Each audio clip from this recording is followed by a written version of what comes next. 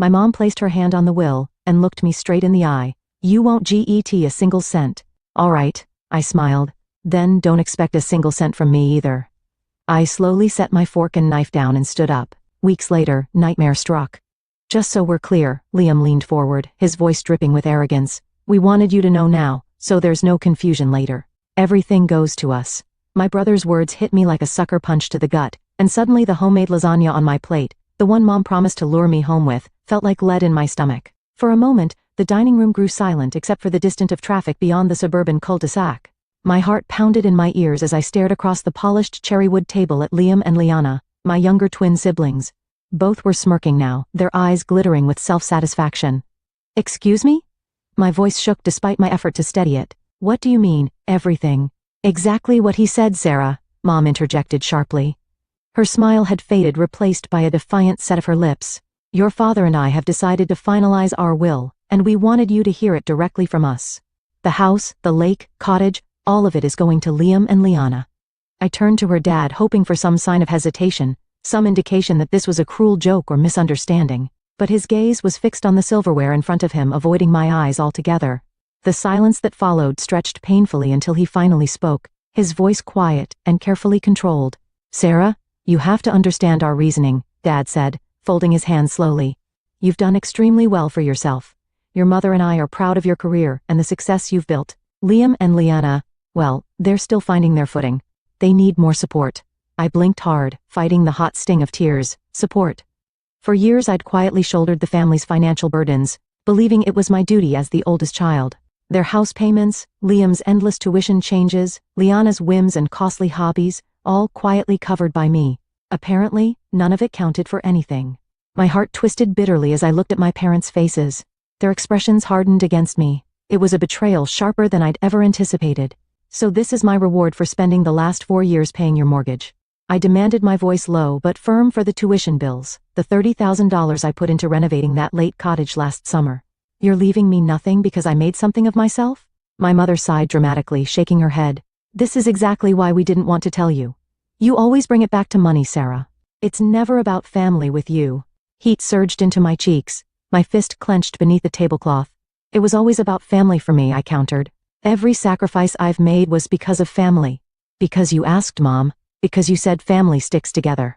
Liam scoffed, leaning back in his chair and crossing his arms smugly. You're acting like some martyr. Nobody forced you to help. You just liked playing the hero. Liana laughed quietly, twirling a strand of her glossy hair around one finger, eyes narrowed with amusement. Maybe you thought if you threw enough money at us, Mom and Dad would finally love you as much as they love us. The cruelty of her words stung deep, reopening a wound I'd spent years pretending didn't exist. My parents didn't react, didn't reprimand her, and their silence was louder than any defense they might have mounted. They'd always indulged Liam and Liana, protected them, excused every irresponsible choice, yet here I sat after years of sacrifice being painted as greedy and selfish. Anger flared through me, scorching away the last threads of patience. You're right, Liam, I finally said, forcing my voice to remain steady. No one forced me. But from today onward, no one can guilt me into being this family's ATM either. I'm done. I pushed my chair back and stood abruptly, ignoring the surprised looks on their faces. For a second, the scent of marinara and baked garlic lingered in the air, a cruel reminder of what I'd foolishly hoped would be a comforting family evening. Instead, I'd been ambushed, humiliated, and rejected in the same home I helped pay for. As I grabbed my coat from the hallway, the front door swung shut behind me with a definitive thud, cutting me off from the voices inside, voices that no longer mattered. Outside, the cool Portland air hit me sharply, helping clear my head. But my heart still felt raw, aching with disbelief. My own family had used me, discarded me, and left me feeling worthless. I climbed into my car and slammed the door shut, gripping the steering wheel with trembling hands as tears finally escaped down my face. During the silent, lonely drive back to my apartment downtown, memories flooded my mind. Each financial sacrifice, each canceled vacation, every night I'd spent awake juggling spreadsheets and payments to ensure they stayed comfortable. All of it done silently without complaint, out of a misguided sense of love and obligation. How naive I'd been believing my efforts were appreciated, let alone valued. Back home, my apartment felt strangely unfamiliar now, as if everything around me was tainted by this revelation. I poured myself a generous glass of Cabernet, the expensive one I'd saved for special occasions. Somehow, tonight's bitter lesson seemed fitting enough. Settling onto my couch, I opened my banking app. The recurring monthly payments, $1,800 labeled parents' mortgage, another $600 for their utility bills, mocked me from the screen. Without hesitation, I canceled them both, a quiet defiance bubbling through my chest as the confirmations flashed. As the evening faded into night, I replayed the dinner conversation obsessively, my anger giving way to deep sadness. The rejection wasn't just financial, it was emotional, a lifetime of feeling second best finally confirmed openly. Yet even amidst the hurt, something new stirred within me, a sense of liberation, a realization that my worth wasn't defined by their acceptance. It was time to reclaim my own life, free from expectations and obligations that had become chains around my spirit. I knew my parents, Liam and Liana, wouldn't let this go quietly. There would be calls, arguments, perhaps even retaliation, but tonight marked a turning point. No matter how hard they pushed back, I vowed silently to myself. I was done being their victim, done quietly accepting disrespect under the guise of duty. From this moment forward, my life was my own, and as I drained the last drop of wine from my glass, I found myself smiling bitterly into the darkness. My family had invited me home to announce they'd left everything to Liam and Liana, but they'd given me something far more valuable tonight: freedom. Sleep eluded me that night. I stared up at the shadowy ceiling of my apartment, my mind spinning through an endless loop of disbelief, hurt, and anger. The city lights outside flickered softly through my curtains, indifferent to the turmoil consuming me. Every time I closed my eyes, I relived those humiliating moments around the dinner table, the smugness on Liam's face, the amused contempt in Liana's eyes, and worst of all, the stony silence from my parents. Their silence cut deeper than my siblings' barbed words ever could. By sunrise, exhaustion had drained me of tears. I dragged myself out of bed, brewed strong coffee, and sat numbly at my kitchen table. The morning news murmured softly in the background, but I wasn't listening. Instead, memories pressed in from every corner, relentless in their clarity. Had I been blind all these years, or had I willingly ignored the signs, desperate to believe that my family valued me for more than just the financial security I provided? My phone buzzed suddenly, vibrating harshly against the wooden table. It was Mom. My stomach twisted into knots, and I let it go to voicemail, unwilling or maybe unable to hear her voice so soon. A minute later, the voicemail notification blinked impatiently. Against better judgment, I played it. "Sarah, please stop being so dramatic." Her voice echoed, a familiar mixture of exasperation and guilt. "Call me back. You know family doesn't treat each other like this." A hollow laugh escaped my lip. How ironic, family, her favorite weapon of emotional manipulation. Family only mattered when it justified their needs, never mine. I deleted the message and set the phone aside, determined not to crumble beneath her practiced guilt trips. Over the following days, the calls multiplied. First Mom, then Dad. Finally, Liam and Liana chimed in, alternating between condescending lectures and sarcastic pleas. But none of their voices held even a shred of remorse, only mounting irritation that their financial lifeline had abruptly vanished. Finally, after a particularly bitter call from Liana accusing me of selfishness and jealousy, I blocked them all. Peace fell over me for the first time in years, fragile and unfamiliar. Yet beneath the quiet relief simmered a dull, persistent ache, one I wasn't sure would ever fade completely. I threw myself into work as a distraction. Bennett Construction's latest project, a sleek medical office complex in Sacramento, demanded my full attention. Meetings, blueprints, client walkthroughs, all things I'd always handled with grace, now felt like desperate escapes from the reality waiting for me outside office hours. I extended my workdays, volunteered for extra travel, anything to delay facing the emptiness of my newly quiet evenings. 3 weeks passed without direct contact from my family. I began cautiously hoping they'd accepted my decision and moved on, but deep down, I knew better. It was Friday afternoon when the text came flashing ominously across my screen. "Family meeting tonight, Sarah. You owe it to us to be there." My heart rate spiked. I stared at the message, disbelief warring with outrage. I didn't owe them anything. Not anymore. But curiosity, mixed perhaps with a misguided hope for reconciliation, gnawed at me. Before I could overthink it, my fingers typed a single-word reply: "Fine." Pulling into my parents' driveway that evening felt surreal. Liam's flashy motorcycle and Liana's obnoxiously blue Kia were already there, parked side by side like matching symbols of entitlement. Dread twisted sharply in my gut as I approached the familiar front door, now feeling as foreign and unwelcoming as an enemy's fortress. Mom opened the door, her forced smile barely masking irritation. "Sarah, glad you decided to come," she said stiffly, ushering me into the house I once thought of as home. "Daisy's here too." My Aunt Daisy sat quietly in the corner of the living room, her eyes warm with sympathy but wary. Her presence surprised me. She rarely got involved in family conflicts. I took a seat across from her, heart racing as my siblings entered the room, openly glaring. Dad cleared his throat. "We called this meeting to clear the air, Sarah," he began sternly. "Your mother and I thought you'd see reason by now. Obviously, we were mistaken." I bit back a sharp retort, clenching my fists tightly. "See reason?" My voice shook despite efforts to control it. "You cut me out completely after everything I've done for you. Every mortgage payment, every tuition check, and you want me to see reason?" "Stop exaggerating," Mom snapped, rolling her eyes. "You helped, sure, but it was your responsibility as the oldest. Liam and Liana deserved stability. It's not our fault you chose work over family." A bitter laugh burst from my lips. "I chose work over family," I echoed incredulously. "I built my career because you needed my money. I skipped vacations, friendships, relationships, all so you could maintain this illusion of security? Oh, spare us the dramatics," Liam scoffed. "We never asked for your pity, Charity." "That's right," Liana sneered. "Maybe if you weren't so busy being the family savior, you'd have your own life by now." Heat flooded my face, humiliation swelling painfully beneath my skin. Aunt Daisy shifted uneasily but said nothing, her silence as loud as a scream.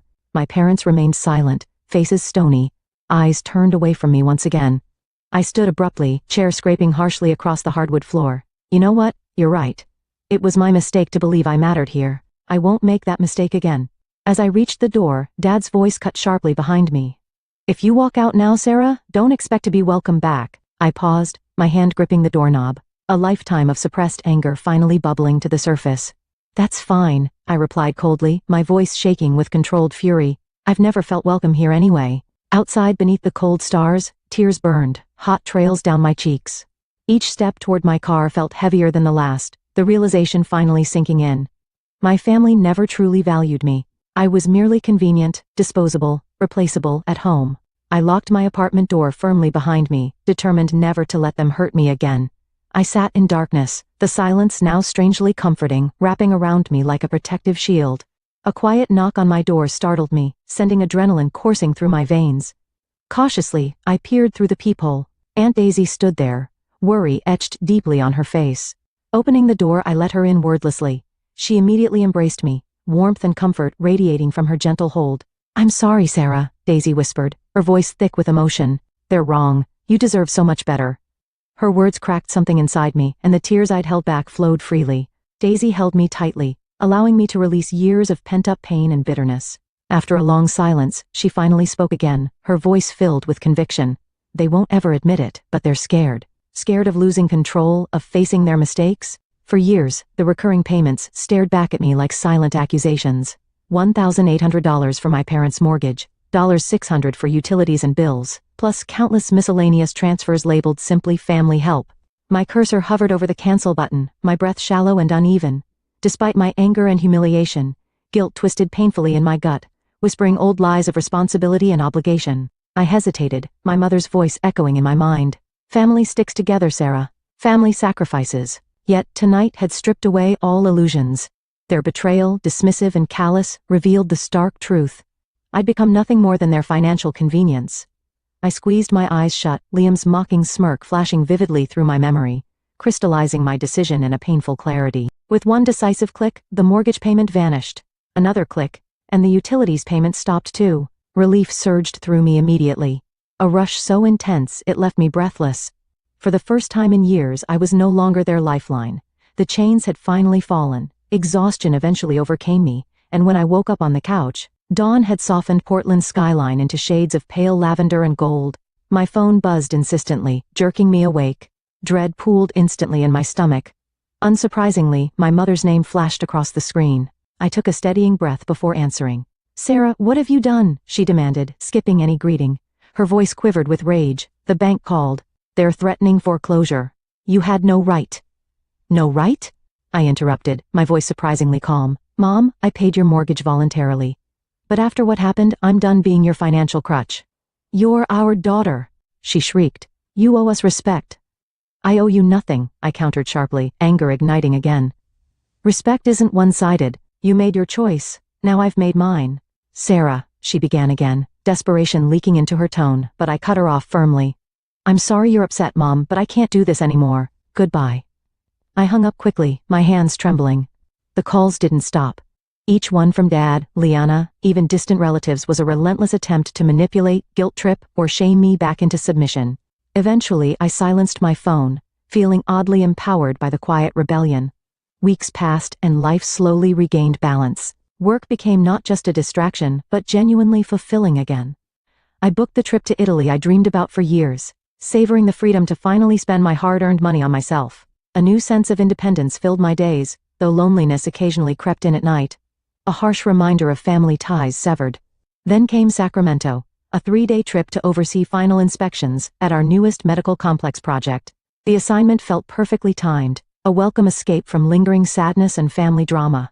Returning late on a Friday evening, fatigue pressed heavily on my shoulders as I approached my apartment door, luggage in tow.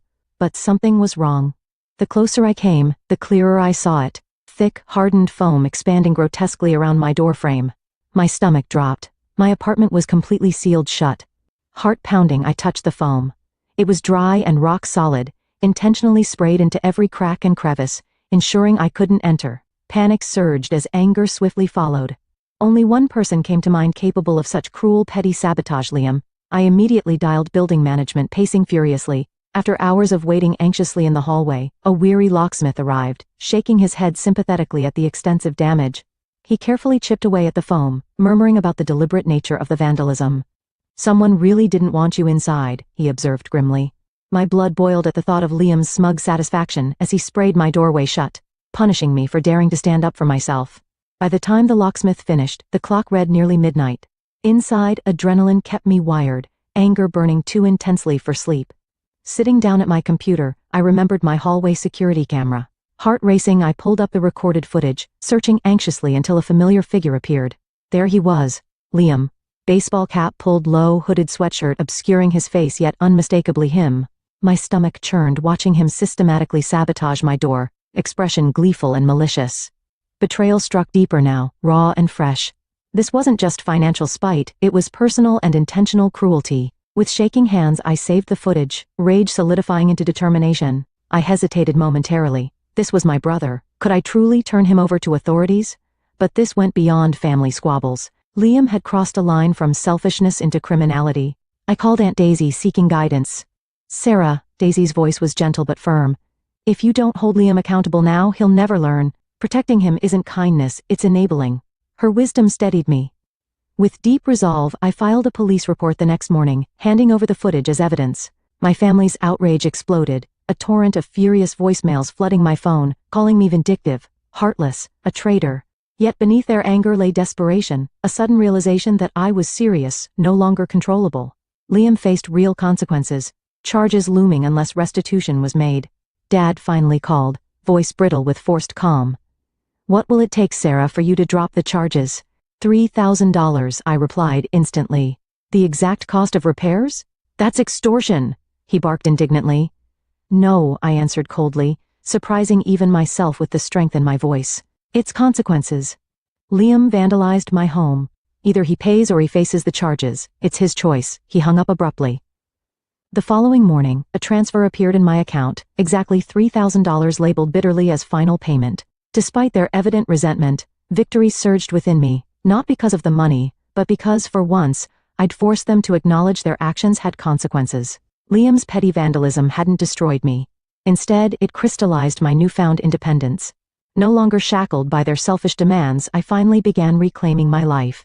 Standing alone in my repaired apartment doorway, I took a deep breath, savoring the bittersweet victory. Yes, my family had betrayed me, hurt me, pushed me to the brink, but they'd unknowingly set me free. And now, at last, I could build a life on my own terms, answering only to myself. After Liam's vandalism, my family's silence felt deafening. Days turned into weeks without contact. No angry messages, no desperate pleas. At first, their silence seemed a relief, but soon it morphed into a constant oppressive reminder of what I'd lost. My parents had chosen sides, and once again, I wasn't the one they picked. Then the rumors started. Aunt Daisy called late one evening, her voice filled with quiet urgency. "Sarah, your mom's been talking. She's telling everyone you've abandoned them, that you're trying to make your parents homeless." My heart sank. "That's ridiculous," I whispered, gripping my phone tighter. "They left me no choice. I know that," Daisy soothed gently. "But others don't. They think you're selfish, that you stopped helping your family out of greed. The accusation twisted painfully in my gut. My parents were rewriting history, painting me as the villain, their martyrdom complete. My years of quiet sacrifice, countless canceled vacations, delayed personal goals, my own postponed dreams were being erased as if they'd never mattered. I paced my apartment restlessly, anguish giving way to a fierce need to reclaim my voice. After years of obedient silence, I was done letting others define my story. Determinedly I sat at my laptop, fingers flying across the keys as I composed a detailed post for Facebook. I laid bare everything: the monthly mortgage payments, Liam's tuition and irresponsibility, Liana's endless demands, even the damage Liam had caused. Every sacrifice, dollar, an ounce of quiet resentment poured out onto the screen. My hands trembled as I clicked post, releasing years of pent-up hurt into the open. Within minutes, comments poured in, reactions swift and divided. Some expressed shock and sympathy, horrified I'd been exploited for so long. Others scolded me sharply, accusing me of airing private family matters publicly. Then came Mom's furious voicemail. "How dare you humiliate us like this? You have no right." Her indignation triggered something primal inside me. "I have no right," I shot back angrily, calling her immediately. "You lied to everyone. After all I've done, you labeled me selfish, a villain, just to save face. You abandoned us," she hissed bitterly. "All because we chose to help your siblings who needed it most." "No," I corrected, my voice quivering.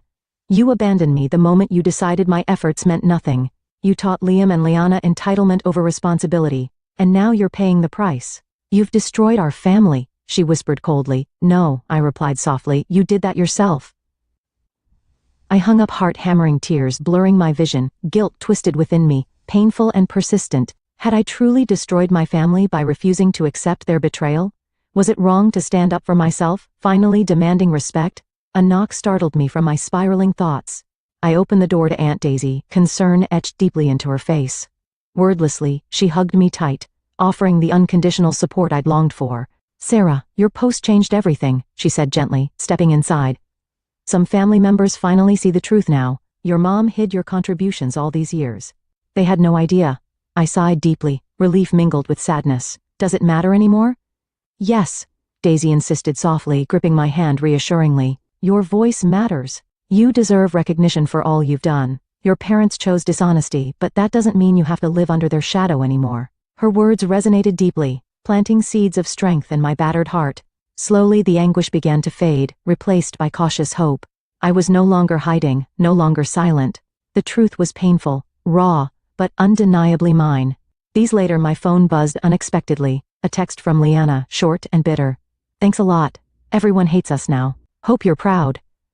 I stared at her message, feeling strangely detached. I'd spent so long chasing approval, craving their acceptance at any cost. Yet now, standing amidst the ruins of our relationship, I realized their approval was never genuine. It always came with conditions, sacrifices, strings attached. I responded calmly, confidently typing, "I'm done apologizing for your choices. Maybe now you'll finally learn responsibility." She never replied. Weeks passed and the harsh judgments from distant relatives gradually faded. My parents struggled financially without my help, forced into part-time jobs and confronting debts they'd ignored for years.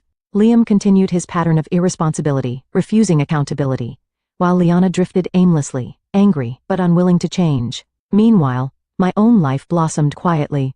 For the first time my choices belonged only to me. At last I was free, not just financially but emotionally. I'd faced the painful truth, endured my family's betrayal, and survived. Through the turmoil, I'd uncovered a strength I never knew existed. My parents had thought leaving me nothing in their will would devastate me, yet they'd unintentionally given me the greatest gift possible: the courage to choose myself. 6 months passed, and my family's toxic shadow finally faded from my everyday reality. It wasn't easy. At first, silence haunted me like a ghost, reminding me of every lost connection, every damaged bond, but gradually the sharp edges of betrayal softened, replaced by something sweeter, a realization that I'd finally broken free. I poured myself into my career, earning a promotion that came with a corner office and the kind of salary I once only dreamed about. For the first time, my paycheck belonged solely to me. No mortgage payments siphoned away my financial security. No frantic midnight transfers covering Leanne's latest crisis or Leanne's impulsive desires. Each dollar represented freedom, proof that choosing myself wasn't selfish. It was necessary. With newfound financial freedom, I booked a 2-week trip to Italy, something I'd long delayed out of guilt over spending money on myself. Standing on a balcony overlooking Florence's glowing skyline at sunset, I felt a profound sense of liberation wash over me. For the first time in years, joy wasn't shadowed by obligations or guilt.